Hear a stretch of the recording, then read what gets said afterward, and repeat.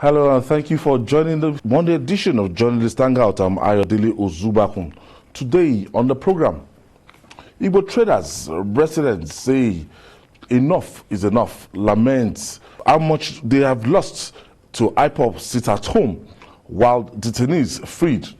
Patrol van burnt as gunmen attack a Boeing police station, and later in the show, sole administrators take charge as security improves in Zamfara State. I'll be hanging out with Babajide Kolade Otitoju and Gani Kaide Balogun. So if you're ready, let the hangout start now.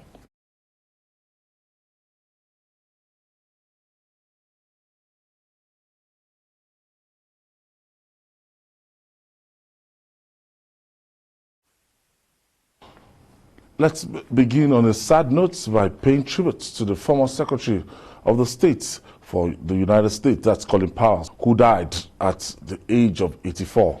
He was a man of many firsts, having been the first black chairman of U.S. Joint Chief of Staff and National Security Advisor Colin Powell.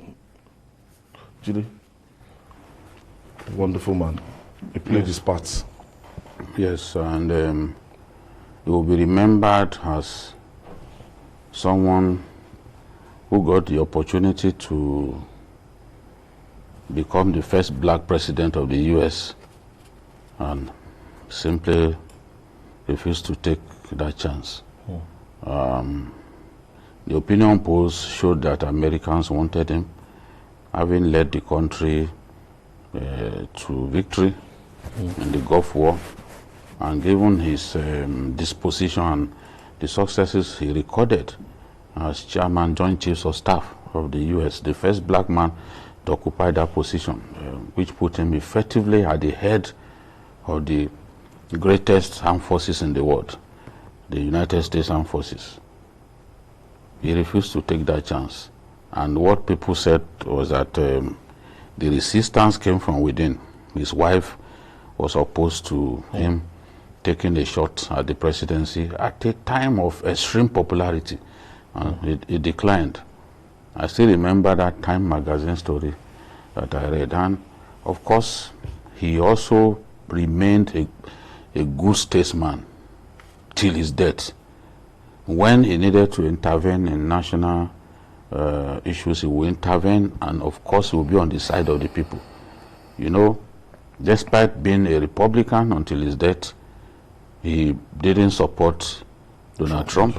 He was very vocal in his opposition to Donald Trump. So he was a gentleman, a man of many firsts, as he's been described, a gentle giant, and the world will really miss him. Everyone will die at some point. Ultimately. It's a debt that we have to pay, each one of us. But Americans will remember him for the tremendous successes that he recorded and for being such a fantastic general, war general, and a statesman as well. It's like a peace setter for a black man to emerge as the joint chairman, Joint Chief of Staff. Yes. Yes, at the point he was the most experienced, he was the most loved by his men. And there was a quotation, I think, in this week that said that there are more soldiers willing to die for Colin Powell than to die for the flag. You know, that kind of honor. That there are soldiers who are willing to lay down their lives. Now, American soldiers, generally, are always patriotic. They want to die for the flag. But the Newsweek magazine said, at a point in his career, more soldiers are willing to die to obey him than to do any other thing. It was truly a class act. He's also a very popular black Republican, which of course is not very many, even till today. But he's also a professional, and when he had to talk about his country and take a stand, like Jide said, you can be sure that he will take the side of the people. And to show you, to demonstrate the fact that he had that bipartisan acclaim or bipartisan respect, even President Clinton kept him as chairman of Joint Chiefs of Staff, Joint Chief of Staff. So Colin Powell was an exemplary man, no doubt about it, and he had so many people who wished they were just as good as he was. And the time that I was there were exemplary times, memorable times in the history of America. That was the time when they invaded Panama, the Gulf War, the September 11 attacks, the invasion of Afghanistan in 2003. You know, so many things happened during his time. He served 3 presidents. And he wrote about it. He served, yes, and there are people who presided over war in our country and still didn't say anything, any need to write, you know. Goodbye, Collins. The soul of Colin Power rest in perfect peace. Now moving on now, more notorious policemen are bent on painting the image of the Nigerian police in black. But luck ran out on some unruly police officers who assaulted and extorted travelers in Kogi State in a trending video. Let's share this with you.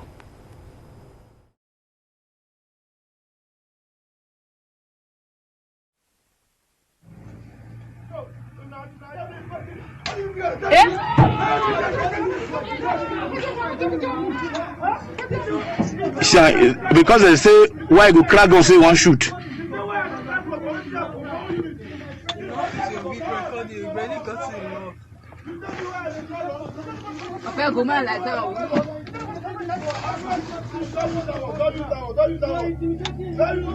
Look at what Nigeria police is doing to the citizens of this country. They force one of our passengers enter motor, go withdraw money for ATM. All the drivers park now, say this thing is not right. He come now, they slap passengers, why not do anything? So I go talk say why they go follow the boy go POS. Look at his face. Look at his face. He say go kill, he say blood go flow. He does not take time. He say last time a blood go share. This is where we are at Kogi.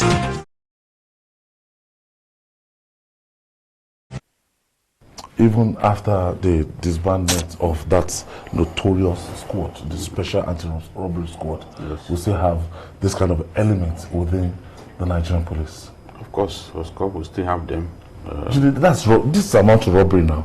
I said this yesterday. You know, Obasanjo was the first Nigerian ruler to openly say that we have a good number of armed robbers within the police. He was a sitting president when he said when so. You stop me and you feel that he's a Yahoo boy or wherever you think he is, to take you to his ATM to go and withdraw. If you are even talking about that, that is very, that's probably the simplest of crimes. In Kogi State, this same Kogi State, policemen murdered Hausa Fulani traders who were going to buy cattle. They knew that those guys had money. I don't know how they got that information. They knew that they had a lot of money on them. They opened fire on them, believing that all of them had died. They didn't know that one of them hid in the bush. They now set ablaze that vehicle. So you know that there are indeed animals in the police, not just bad people. To simply say that bad people are in the because people, can you explain? You knew that people had money on them. Just because you wanted to help yourself to the money that they had, you diverted their vehicle to one side of the bush, by the side of the road, and then open fire. You thought you had killed everybody, but there was one individual who escaped death. And it was that individual that exposed them. It was Justice Umoreri, the first Chief Judge of Kogi State, that handled their matter. In fact, he delivered judgment quickly. He didn't waste time, which is the way the Nigerian judiciary should be behaving. He sentenced them to death. Justice Umoreri, God bless him where he is, former chairman of the National Judicial Institute. He sentenced them to death. I don't know now whether those policemen have been executed, because we have cowards, we have governors who are not better than cowards, who will not sign execution letter, even execution warrant, even when it is clear that those guys had gone through the judicial mail, and they've been justifiably sentenced to death. Now, the courage to sign and let them go and keep an appointment with their maker, is something that's difficult to do. These ones, if there were not many people around, they will have killed that guy. They will have killed that guy. I mean, look at policemen wearing uniform and behaving in this manner. I mean, the IG has a job to do. This IG, this particular guy must be dismissed and he should face trial. No. If there is, who will even keep this one in the force? One day will turn against his bosses. Because if you watch the video to an extent, he was saying he doesn't mind blood should flow. He was telling those people, blood will flow here today. I just hope that some people within that notorious SARS are not the same people that we are seeing, who have been turned to regular policemen who are now disgracing our country in this manner. Some of these videos, you get to see them outside this country. They will now say, people will fear to come to our country to invest, because they will say this is a land where you can easily lose your life. Over 10 naira. People have been killed before because of 10 naira. Bribe. I'm sure you know the case in the US where a policeman looking for asylum was denied because of association with the Nigerian police. That was all they said, that he's associated with a criminal organization. And that's the Nigerian police. And you think something like this will go over there, and the people will not say the same thing. So many. Because the problem we have, we keep telling them the thing that's because we are parochial or we are myopic. The need. They think that we hate the country. No. Some of my best friends, as you know, are in the police. But the current structure that we run will not work because it was not designed to work. Let's bring police down. Is the recruitment that I think that is manageable. We are bringing in armed robbers into the police. It's the recruitment that is the issue for me. I mean, from that entry point, you must be able to ensure that the best, only the best, get into the police. It should not be for never-do-wells. It should not be for the birds of passage. You know the birds of passage. People who have no intention of that job. Yes. They have no intention of remaining. Yes. It's because they could not find anywhere to go that they just found themselves. It's the passion is not there. Anybody with a passion to serve his country and gets into the police will never behave in an animalistic manner.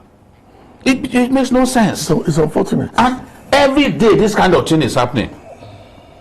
It's happening in the east. It's happening in the east. Go especially Benin or Express Road right now. Count the number of policemen. Yes. All of them, just money they are collecting. They'll be collecting it. They'll be putting it in their pockets. No shame. No shame again, no. No, they said that as if it's been legalized. Even here in Lagos, Abattoir Road, there are nothing less than 4 on this side, every day. And then one day I was coming for the program, and the man stopped me, saw me. I said, as usual, journalist Hangout. And then one man sat in front of the car 18 meters away, simply because that one refused to stop me. He wanted to know who was in the car. They had the audacity not to pay them their normal money. Things like that bad. In Lagos, at Agege. So not to talk of areas that are far inside the bush or far away from the media. But at least let's even give the government, the police credit for one thing. The police is always eager to shame the bad eggs within its ranks. Especially Lagos Police Command. The police, the police, there's a way, because the directive will come, the IG will take a dim view of what has happened and order that okay, something is done. Now they've given up these people. Yeah. They've given them up. Commissioner of Police. If the army can just be like the police by constantly giving out the bad eggs within their ranks, maybe these wars that we have in the northeast, the wars that we have in the northwest, maybe by now they will have ended, because there are many saboteurs within the army giving information that puts the life of fellow soldiers in jeopardy. You know, this is you read the story of the soldier who was selling uniform to bandits in Zamfara. Nobody knows at what point that matter is. You read the story, and before our eyes, of a soldier, an officer, for that matter, who joined, who was in bed with a notorious kidnapper. And when the matter came up, army reluctant to release that fellow, that Nigerians know. We know the name. Okay. When the police now made moves, they made moves to get him to appear in court. What the police did was simply to bring their own people who were accused with him. They brought their own people to court. They knew that the judge would order that same army officer that the army is protecting be brought as well before him. What did we see? The Attorney General told the police to hand over the matter to him. So a soldier is too big to be brought before trial in our country. So when people are now saying talking about Senate crime, you will say, oh, they should not be talking about Senate crime. It will not stop until we start behaving like other decent countries, because that sort of thing can never happen in America. All right. This is the thing. If we've got to say the truth at the time when the truth is inevitable, is pertinent, we've got to say the truth. That is the thing. People have asked me, how about that soldier? Where is he? The Attorney General asked the police to hand over the matter to him. That's why that soldier was not brought to court. Did they not bring a soldier who raped a student in Ondo State? Was he not brought to court? Yeah. So, because somebody is an officer, he has two heads in our country, and you don't want people to talk about Senate crime? It's unfortunate. I mean, this is the thing. This is where it begins. All right. Moving on now. Escalation of violence in the northeast is becoming too much for many people in the region. The southeast, definitely not the northeast. The Igbo traders and residents are saying enough is enough, as they lament that they have lost so much to the sit-at-home order by the indigenous people of Biafra, IPOB. GKB, the sit-at-home order was given initially and it was rescinded. Apparently, there's no central command structure for this IPOB, and people are just going about trying to enforce this sit-at-home order. But meanwhile, our brothers, they are commercial traders, and they live on, what they do. They are mostly traders. Yeah. These commercial nerve centers. The economy of the Southeast is tied around commerce, essentially. And by sitting at home 1 out of 7 days, they tend to lose billions of naira every Monday. And don't forget, a lot of people that normally will travel to the east to also buy goods. We also try to avoid that Monday. That Monday. And normally the best time to buy anything in Aba or in Onitsha is when you come back on Monday to pick stuff so you can sell it for the rest of the week. I feel for them, but when you have a choice of either dying honestly or living, life will always win.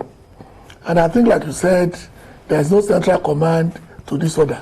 So this order has taken a life of its own. And it needs serious leadership on the part of the people of the Southeast to bring this to a halt. Because right now, you cannot point to anybody that you want to negotiate with. There's nobody, no central. So you can say, okay, come out and tell the people to go back to work, that their lives and properties are safe. Nobody.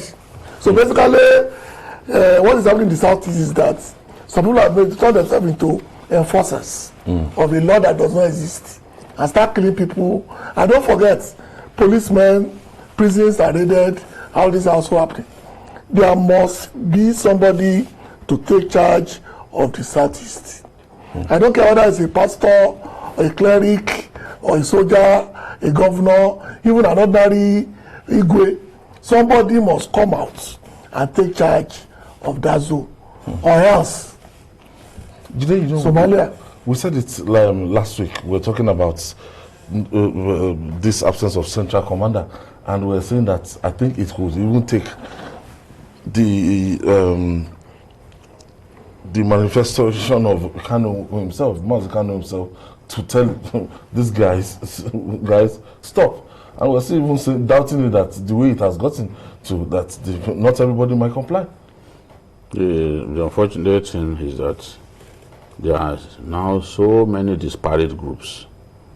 I think a band of cultists must have joined them in enforcing an order that IPOB, which instituted it in the first place, has already revoked. And IPOB is consistently saying no more sit at home, no more sit at home. Yet, every time people come out, they get attacked, some of them get killed. Burnt alive. So, who then is taking people's lives needlessly on Mondays? In the southeast, nowhere is safe. When we were talking about Anambra and the Attorney General came up with the idea of the possibility of a state of emergency, I said even Ebonyi is not safer than Anambra. We just heard about another attack in that place. Ebonyi has recorded more attacks on public buildings than Anambra. That's a fact. INEC building, police station, more than Anambra. So it's not like, oh, it's Anambra alone that has this problem. No, it's the entire southeast. Some may be more peaceful than others. Some may have those attacks, localized in certain areas, not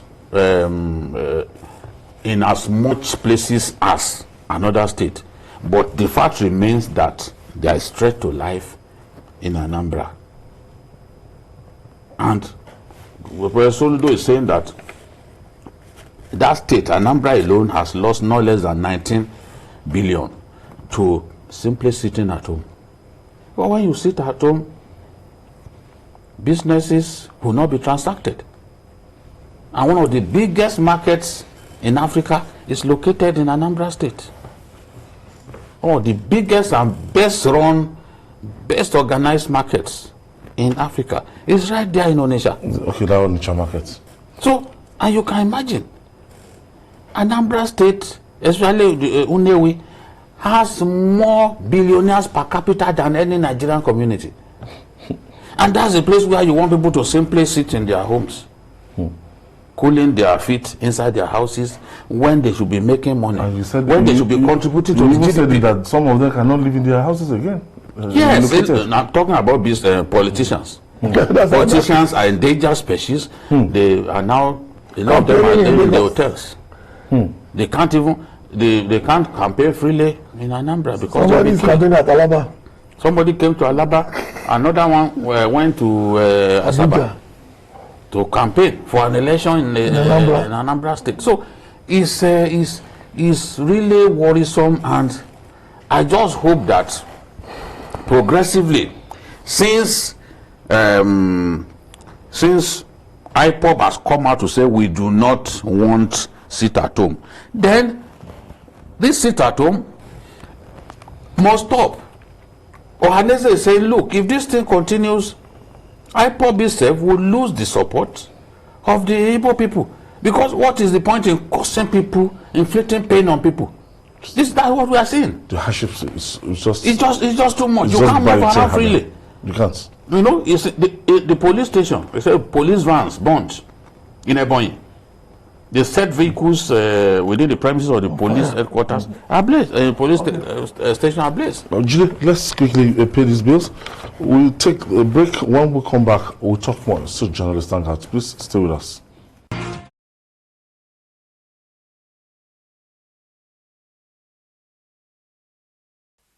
So, welcome back. It's still journalist Hangout. I have Babajide Kolade to touch in the house and Gani Kairi Balogun, GKB, in the house, and we're looking at the sit-at-home order in the southwest. That is the Monday tonic, and the democratically elected governors in the southeast, they've not been able to, Governor Obi has not tried it to encourage women, to encourage people to come out on Mondays to, to try to do their business, but they cannot. I don't think they have enough security that can at least go around the state, or that can ensure the safety of life and properties. I think that one, for reasons best known to the governors, when the Southwest came up with Amotekun, they chose to sit on the fence. Some of them didn't think that a day like this could come, when insecurity would bring them to their knees.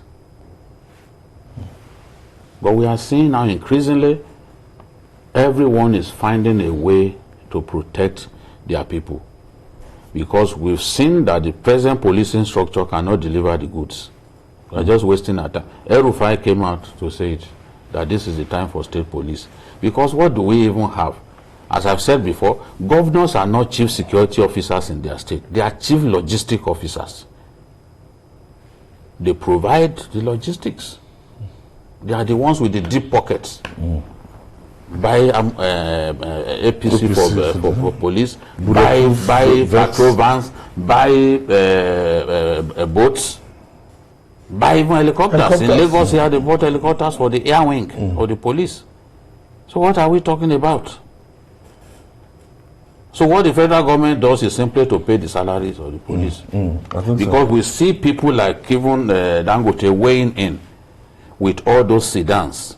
I don't think that everywhere you go in Lagos, you see those sedans, and it gives you reassurance. If you are driving at night and you just see that police vehicle, with Dangote written at the base of it, showing that it was donated by Dangote, that tells you that the police are present in that area. You become more confident that you can move around. So the issue of whether they have enough security, that really is a big problem. There is no state in Nigeria that can have enough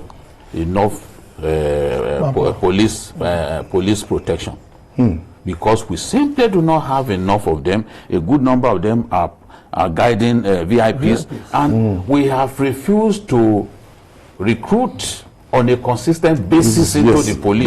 Now it has caught up with us, because every year people retire from the police, every year people get dismissed, every year people get killed. There's no day that policemen don't get killed in our country by criminals and other people. So there should have been some form of security outfit to assist the police in the southeast. Like the governor, not even when they came out with Ebubeagu, they announced it. Have you seen anything that suggests that Ebubeagu is on ground? There's no. Some of the governors too, for reasons best known to them, when they call meetings, they don't go. People like this same Oba, the governor of Anambra State, why he stays away from meetings called by his colleagues, I wish I understand. What does he want to gain? Olawale is calling us from Ikorodu. Thank you for joining us, Wale. Oh, good evening, Oma Tata. Good evening, sir. Good evening, GKB. Good evening, sir. I just want to comment briefly on the insecurity in Lagos. It is not only police security threat to all of us, even in Lagos. Seeing that actually that happened in Kogi is happening in Lagos, even in Ikorodu. Do we see policemen stopping on Okada?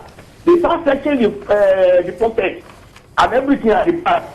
It's a pity we are just about to celebrate the first anniversary, the atrocities of SARS, and the same set of police, okay, who are unrepentant.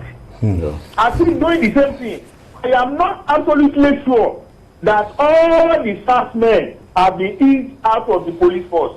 I think the new Inspector General of Police must do something very, very urgent. God bless you. They were never eased out of the police force. That unit was just disbanded and reintegrated into the police force. And so they might be anywhere. And I think... But there was one of the demands of SARS was that they should use a fine-tooth comb to identify the bad eggs within the group and then ease them out of the system. And there was a commitment by the president. Yeah, that will be done. So if nothing has been done by way of easing out those bad eggs in SARS, then it's unfortunate. Indicted officially. Yes. No, not only the bad eggs. Don't also forget one of the demands of the NSAS was for the profiling of the police. And basically that unit. Mm-hmm. Now we have a situation like I said in Lagos. Like I said, those of us who move at night know that we are back to where we were a year ago. It's even worse. Because now, some of them will tell you that you've done your worst. What else can you do? Mm-hmm. And that's the danger that, like I said, there are areas that are on the periphery of Lagos that are going through the same thing people are going through in other parts of Nigeria. But having said that, I think what needs to be done right now is, like Kide said, and like you said, let us stop pretending that the Nigerian police force can solve this problem. Our problems have gone beyond the capacity and the capability of the current police force. They have internal problems. Overwhelmed. And right now, this is the best time to create state police, or regional police, whatever name you want to give it, as long as they protect and preserve our people. Because what led to SARS, we keep forgetting, was when people had it up to here and decided to fight back. I don't want a repeat of such an incident. And we had a whole year, both at the state and federal level, to correct those anomalies. That they are still happening is a reflection of the incompetence of our leadership. But actually, when you look at the remuneration of these guys, there's no how one will not, but this is not an excuse for them to act the way, this shameless, manner.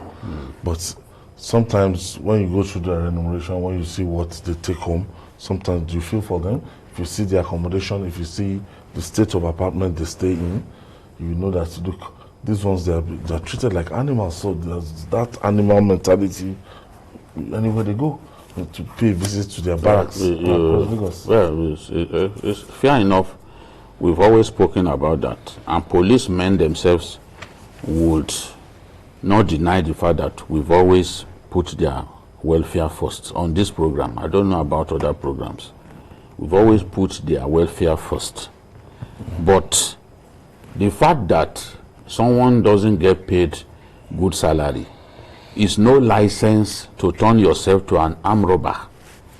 Because the difference between the policeman who drags a young man to an ATM point and sheepishly tells him to withdraw money, forgetting that there will be a trail by which it could be easily caught, is that because you have a uniform, some level of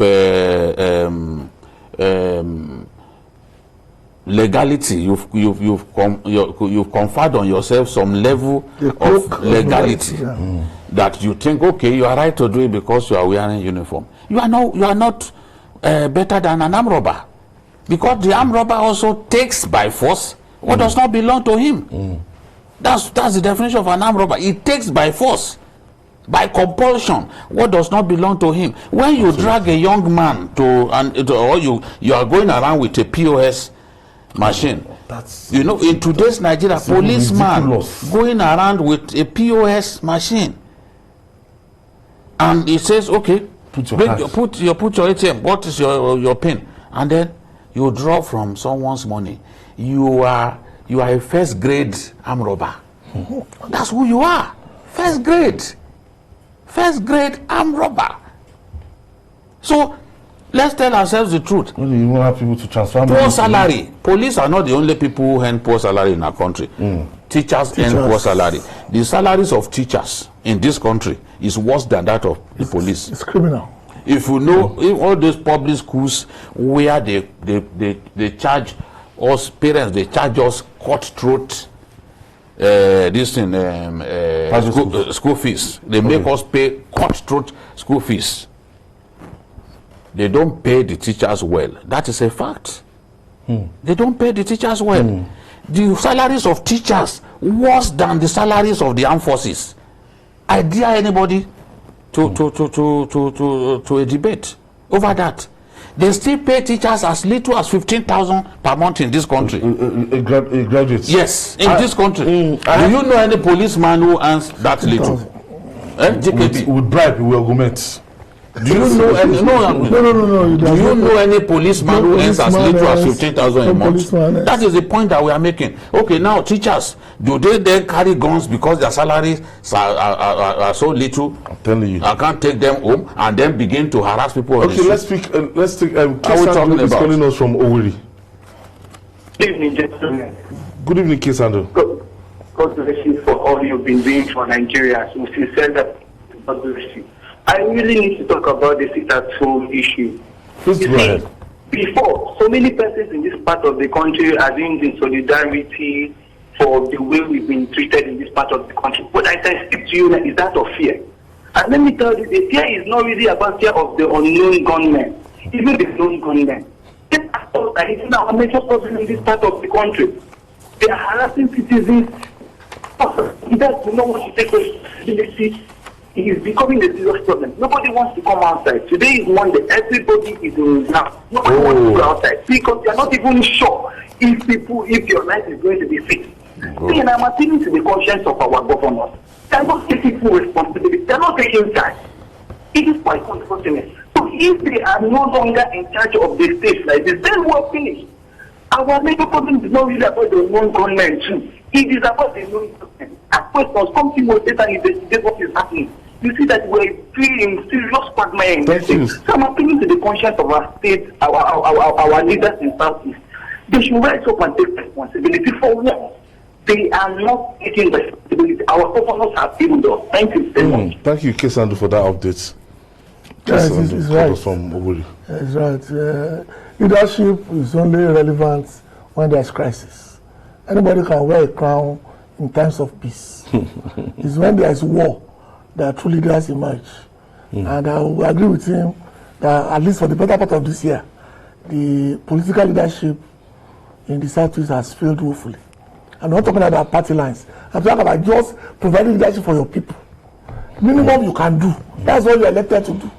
Any other permutations about getting words from the center, don't want to do police because you want to offend somebody, should not come in. The only point you are supposed to do is protect your people. And once you lack that capacity, your liability. You don't protect the people. The people don't even respect them. They don't respect them, they don't fear them. So that is the... And over the years, if you had shown yourself to be a never-do-well as a governor or as a leader, the people will not show any regard to you. Whatever you say to people will amount to empty gas. They will not listen. That's the thing. So I have seen some governors threatening fire and brimstone over the sit at home. The people refuse to listen. You threaten that you sack people for not coming to work. They refuse to go to work. What have you done? Have you now carried out that sack? You threaten that you will withdraw the licenses of banks. They are not fools. They know that you are issuing the threat, you can't protect them. When push comes to shove. So they will not listen to you. Who wants to die? Even you, your own house. Yes. You went to your own house and fired RPG at your house and destroyed your cars. Why couldn't you stop them? Why couldn't you stop them from destroying your choice cars? So this is the thing. It's a complete failure of leadership. Complete failure of leadership. That's what? No. A fresh breath of air is blowing in Zamfara State, and the government is striving to build on the momentum. Last week, the state governor, Bello Matawalle, inaugurated sole administrators for the 17 local government areas of the state. Joyous residents joined motorcades that accompanied the sole administrators to their council areas. Let's share some of the video with you.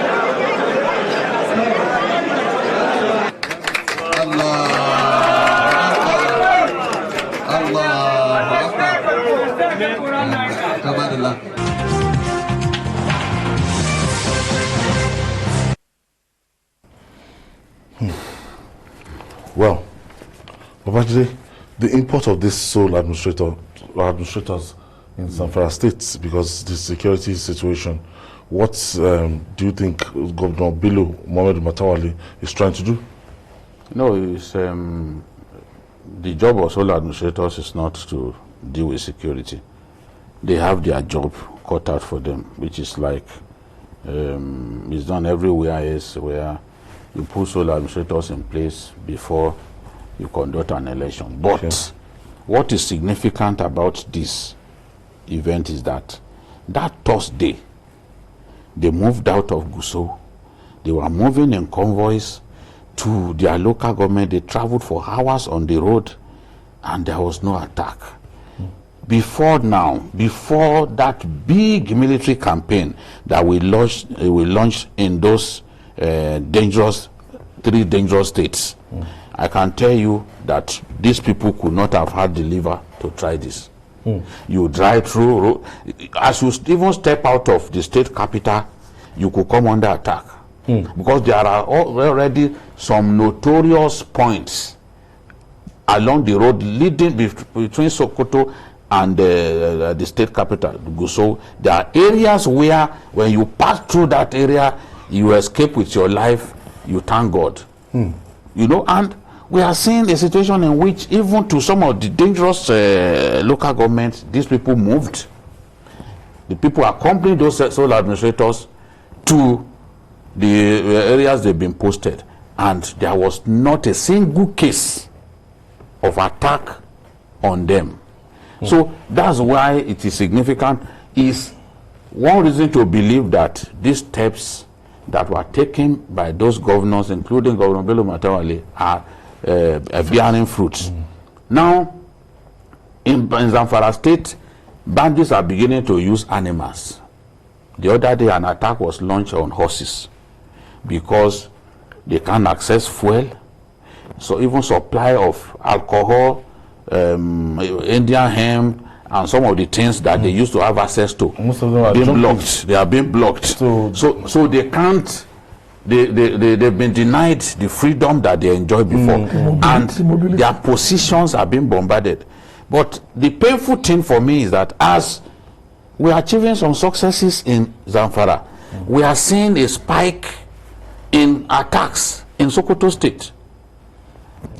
That is what we have gained in Zamfara. Now we are losing some of the bandit leaders, including Turuji, the notorious Turuji. They have relocated now to the Sabombrini area in Sokoto State. So that's why you keep hearing of attacks in Sabombrini, in Sokoto State. We keep hearing of attacks in Isa local government. You keep hearing of attacks in Rabah local government. That's the local government of the late Premier of Northern Region, Sir Ahmadu Bello. So, no doubt about it, progress is being made, and I'm happy for one thing. Those forests that link one another, like Dan Sadao Forest, for example, that links even Kaduna, that's the Brindengwari in Kaduna, to some local governments in Zamfara. They are being shelled there. The same thing with the local government called Bayarua.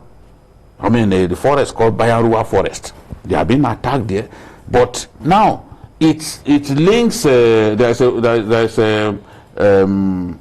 It links Maradun, Isa, Sabombrini, and Rabah, and Goronyo in Sokoto. So they are moving into that part. They are finding Zamfara too hot. But now, what do we do since they are entering Sokoto? That was why I suggested back then that there must be coordinated attack designed to ensure that they can't escape to those neighboring local government. Because now, that's part of the reason the court. I wonder about it. Now, this is what we are seeing. This is what we are seeing. So if Zamfara is safe and we are happy, we are rejoicing about Zamfara that the attacks have come down drastically. About Sokoto now? Yes. What do we do about Sokoto? That's the home state of the Chief of Army Staff. That means we have to. It has to be a coordinated thing across board that we be that effective. GKB. Now looking at this, these people will they'll be able to reach out to people more, and Governor Matawale is looking at the other side of it. What happened to the previous local government chairman? They are gone. Remember that months ago there was a story that came out where the governor said some people at the local government level, even some members of certain emirates, were part and parcel part of the bandits. And this is supposed to be a first start. And in PR, this is what we call a visual effect. That basically, because it's one thing to know that people are safe. It's another thing to show them that things are getting back to normal. And this act of bravado basically was to achieve that. So now the governor can now tell people you are free or you are safe to go back home, even though we know that we don't get to that level for at least a couple of months yet. But it's the right call as far as I'm concerned, because some people are already feeding fat by being part or collaborating with the bandits. Now this is a first start. They want to make their own mark. By doing that, the isolation of the bandits will be almost total. Did they ultimately, the military operation? No, it has to continue. The intensity has to improve, and we must make sure that we stop these people from escaping. Now, in the Bayanruwa, which is a notorious den for bandits, is in Maradun local government. That's the local government of the governor. The army, the air force have been bombarding Dansadao and Shinkafi. There's a forest called Sububu Forest. That forest links Maradun, Bakurara, Shinkafi, Isa in Sokoto, Sabombreni in Sokoto, Rabah in Sokoto, and Goronyo also in Sokoto. So you can see that when you begin to bombard them in Maradun, in the Bayanruwa area, they have not less than 4 local governments in Sokoto that they can go and hide. That's why we have this problem. Then, of course, the good thing is that even the informants who used to give information about the military, their numbers have also reduced drastically, because these informants were the ones who would tell even the bandits that, look, some individual has sold a house, he has money, bandits will come and attack that person's house. So it's important to even deal decisively with bandits. I saw, with informants, I saw a video of a man being interrogated. There are so many people conniving with bandits, and it's a problem. So again, as I said earlier, that Dansadao forest, which is one of the biggest in our country, it links Maru, Bungudu, Safe, and Breningwari in Kaduna. So if you are able to deal decisively with them in that Bayanruwa area, you deal with them in Dansadao, because if you check, Maru local government is one of the largest local governments in our country. It's bigger than some states. And that forest is extensive, extending beyond Zamfara. So if you are able to deal with them, and then those supplies that they need, food supplies, petrol, and the rest of them, they don't have. The logistics supply, they don't have access to them. Their days are numbered. But their days will only be numbered if we do the coordinated military operation. Okay, let me pick. Abubakar is calling us from Kaduna State. Thank you for joining us, Abubakar. Good evening, sir. Good evening, Abubakar. I remain loyal to the journalist Hangout. Thanks. We are loyal to you too. Thank you, Vicky. You see, IPOB, let me start from IPOB. It is like those people in power at the Northeast. They are enjoying what IPOB are doing because they are using them as political talks.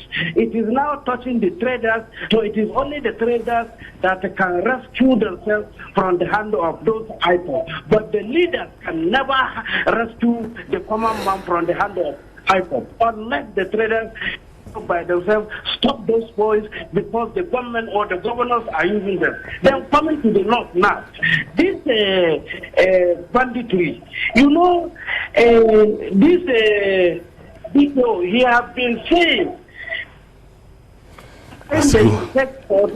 Time is fasting. Those saying that I've always talked about coordinated operation. Yes. GKB. Finally, what are we going to get peace in that part of the country? Well, I just like a trade that. I understand that what's happening is this: that the slots given for police recruitment are taken by politicians, and their thugs are now used to recruit them into the police.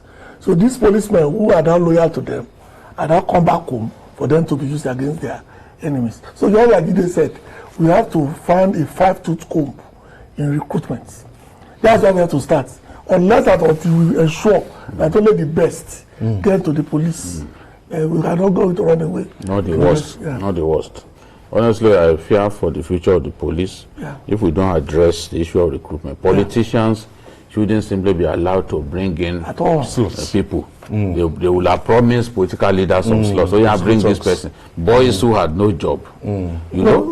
Traditional rulers and decent people within communities should even be able to identify the right people, so that when you say, okay, from this place you are bringing someone who is going to the police, they can say, no, we have his history, we know him, we know who he is, this one is not good enough. If we don't do that and find that structure, the right structure that helps us with recruitment and enlistment to the police, all of this nonsense will not stop.